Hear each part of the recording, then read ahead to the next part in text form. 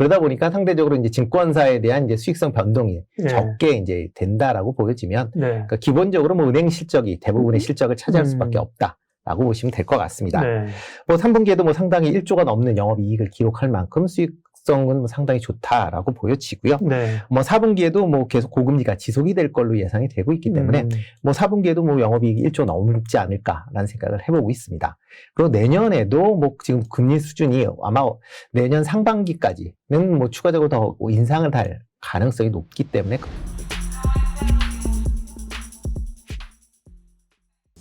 금리가 뭐 가파르게 오르면서 지금 주식시장 여파도 크고요.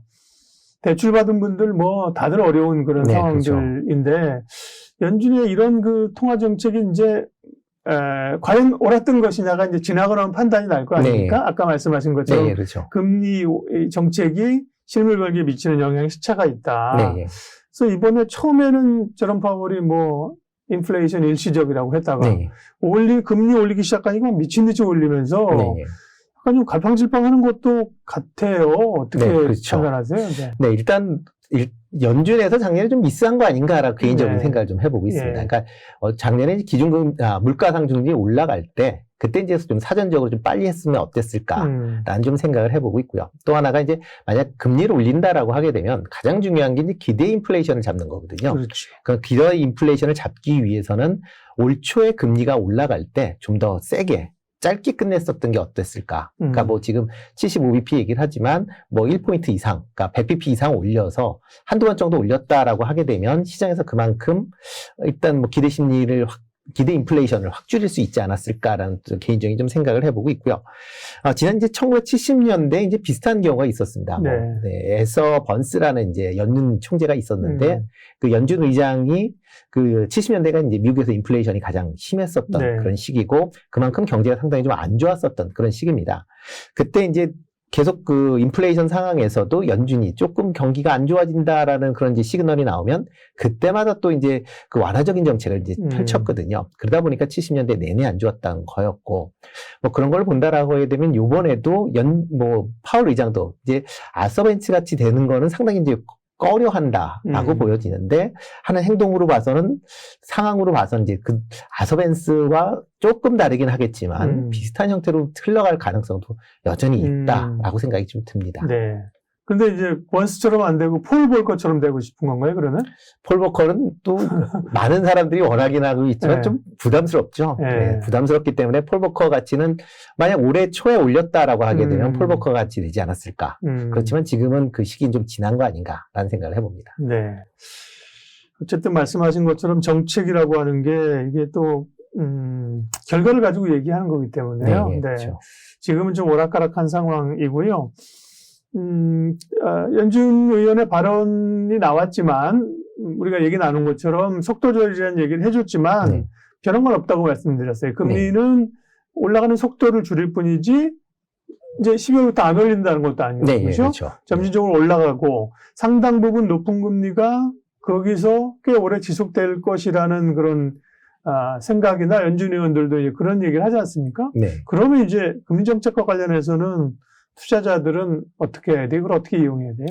일단 뭐 지금 상황에서는 뭐 금리가 많이 올라갔기 때문에 뭐 대출이나 이런 거 받기는 상당히 좀 꺼려하실 거고요. 뭐 투자를 하신다라고 하게 되면 현금성 자산으로 투자를 하시는 게 제일 맞지 않을까 싶습니다. 그러니까 물론 이렇게 이제 계속 금리가 올라가는 상황에선 뭐 주식 전체적으로 조금 보수적인 관점에서 접근하시는 게 좀 맞을 것 같고요. 그렇지만 내가 이제 투자를 해야 되는 상황, 그 다음에 좀 안정적으로 좀 운영을 하겠다라고 하게 되면 지금 상황에서 아마 금융주가 제일 뭐 좋지 않을까라는 좀 생각을 해보고 있습니다. 과거에 이제 금리 상승기에는 은행주에 사실은 금융주, 은행 보험주인데 이번에는 그런 것 같으면서도 아닌 것 같으면서 또 그것도 올라있고 그렇죠. 예를 들면 금리 수준이 올라가면 금융주 예대 마진이 올라가고 좋아지는 건데 지금 이제 우리가 여러 대출의 우려들 이런 게 좀 쌓여 있었거든요. 코로나를 극복하면서 은행들한테 등 떠밀어서 대출 많이 했거든요. 이게 이제 부실 채권의 부메랑으로 올 수 있다. 그 다음에 최근에 또 신용경색 이런 것 때문에 좀 주춤거리기도 하는데요. 은행주, 네, 포인트를 다시 한번 금융주, 네. 금융주로 네, 포괄적으로 네, 보죠. 포괄적으로 이제 네. 본다라고 네. 하면 그 안에서 이제 금융지주 조금 이제 뭐 개별 은행들이 뭐 몇 개 없기 때문에 네. 금융지주 단위로 이제 보시는 게 좀 낫지 않을까라는 생각이 들고요. 네. 일단 뭐 최근에 이제 회사채 경색 때문에 이제 기업들이 이제 은행들한테 이제 대출을 이제 많이 받아가는 그런 이제 상황이고요. 네. 대신 이제 정부 같은 경우도 이제 지금 이제 신용 경색이 되다 보니까 일부 그 이제 이금융 지원죠, 고금리로 지금 예금을 이제 유치하는 그런 상황입니다. 그러다 보면 그걸 좀 제한하는 그런 또 은행권이 그런 거에 같이 또 휩쓸려서 금리를 올리는 건 상당히 좀 부담스러워한다라고 보시면 더 맞지 않을까 싶고요. 네. 그러다 보면 은행들 입장에서 보면 이런 예대 마진이 계속 좀 확대될 수밖에 없는, 뭐 대출은 뭐 계속 나가고 있는 상황이고 정기 예금에 대해서 금리 조정은 뭐 지금 제한을 하고 있는 그런 상황이다라고 하면 예대 마진이 커질 수밖에 없습니다. 이렇게 커지는 상황에서 뭐 지금 금감원장 같은 경우도 금융사에서 배당 정책에 대해서 개입을 취소하겠다라고 지금 얼마 며칠 전에 발언을 했거든요. 그동안 이제 배당 많이 하지 말라고 그랬었죠. 네, 예, 그렇죠. 네, 계속 그랬던 기조였는데 그 기조가 좀 바뀐다라고 하게 되면 그래도 이제 배째고 하는 데가 하나금융 같은 데가 했고, 그죠? 네, 뭐 딴 데도 뭐 지금 뭐 눈치는 보고 있지만 그래도 다 하고는 있으니까요. 뭐 지금 금융지주 같은 경우, 4대 금융지주 같은 경우 분기에 순이익이 1조가 넘게 나오고 있습니다. 그러니까 그렇게 많은 이제 순이익이 발생을 하면 그만큼 주주들한테 배당을 그러니까 배당을 더 많이 할 걸로 예상이 되고요. 특히 이제 외국인 주주들 입장에서 보면 뭐 이렇게 돈 많이 있는데 배당을 해라라는 또 그런 압박이 좀 강하다. 뭐 그러다 보면 이런 금융주 관련돼서 뭐 연말에 배당 관련된 뭐 이슈도 있는 거고요. 뭐 그다음에 예대 마진에 따라서 뭐 향후 실적이 내년도에도 실적이 상당 부분 좋아질 걸로 예상이 되니까 그렇다 보면 금융주는 여전히 계속 좀 관심 있게 보셔야 되지 않을까 싶습니다. 배당은 사실 금융주 배당률 되게 높아요. 네. 그 배당 높은 데가 많은데. 네, 그러니까 쉽게 하면 은행 예금하시는 것보다는 이렇게 주식으로 배당 받으시는 게 더 수익이 높습니다. 네, 그럴 수도 있겠네요. 예. 그런데 아까 말씀드린 것처럼 이제 은행들이 가지고 있는 뭐 금리 오르거나 이제 지금 말씀하신 정부 정책으로 예대 금리 오르는 거 말고 부담스러운 요인들은 없습니까? 은행들은? 네, 일단 뭐 그러니까 금융지주 같은 경우 이제 자회사들의 이제 수익성이 어떻게 될 것이냐라는 이제 그런 우려감은 있죠. 특히 증권사를 갖고 있는 이제 금융지주 같은 경우는 작년에 이제 증권 시장이 상당히 호황을 보이면서 상당하게 이제 순이익에 보탬이 됐었는데 올해 같은 경우는 이제 거래가 상당히 부진해지면서 상대적으로 증권 관련 또 계열사가 있으면 수익이 좀 줄어드는 그런 좀 상황을 보이고 있습니다. 반대네요. 이제 얼마 전까지만 해도 그 증권 계열사가 있는 쪽이 주목을 받았는데 이제 없어야지. 네, 없어야지 또 주목을 받게 되는 거죠. 참 이렇게 업황이 다르니까요. 네. 그러면 금융주 가운데 특별히 또 은행 지주사 가운데는 어떤 종목 좀 볼까요? 네, 뭐 증권사가 없는 그런 금융지주다라고 하게 되면 뭐 우리금융지주밖에 없죠 지금.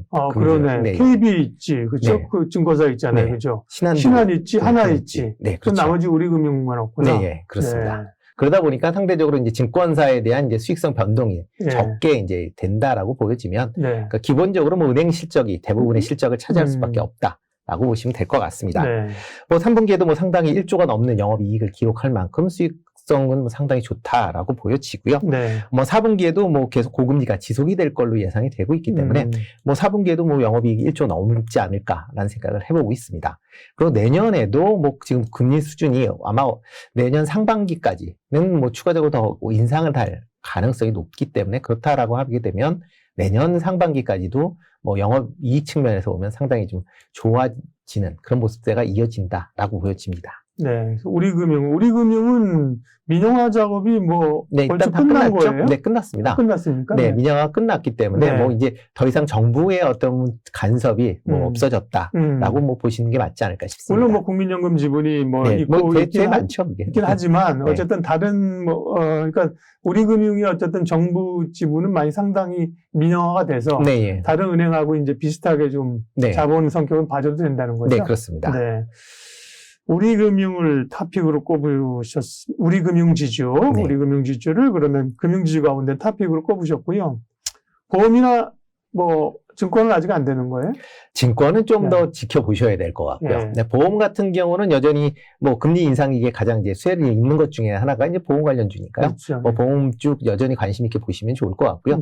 만약 보험주에서 본다라고 하게 되면 상대적으로 메리츠 그 그러니까 금융지주죠. 네. 네. 그러니까 뭐 합병이 될 걸로 이제 뭐 자회사로 다 편입이 되니까 네. 아마 메리츠 지주 같은 경우는 상대적으로 뭐 은행은 없지만 지주 계열이고 그리고 또 이제 배당 정책이 다른 이제 보험사나 금융지주보다는 이제 높게 지금 배당을 예고하고 있는 그런 상황입니다.